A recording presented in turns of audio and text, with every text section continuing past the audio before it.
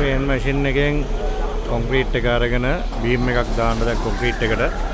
දැන් අන්ලෝඩ් කරනවා ට්‍රක් එකෙන් අන්ලෝඩ් කරලා තියෙන දැන් ට්‍රක් එකෙන් ඒක උස්සලා ගන්නවා දැන්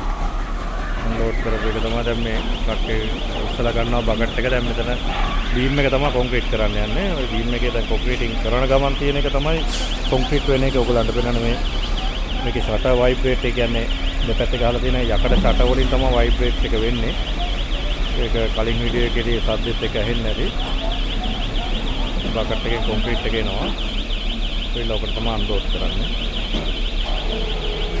කේබල් වලින් දාලා ඉල්ලලා තියෙන්නේ මේක මෙහාට ට්‍රැවල් වෙනවා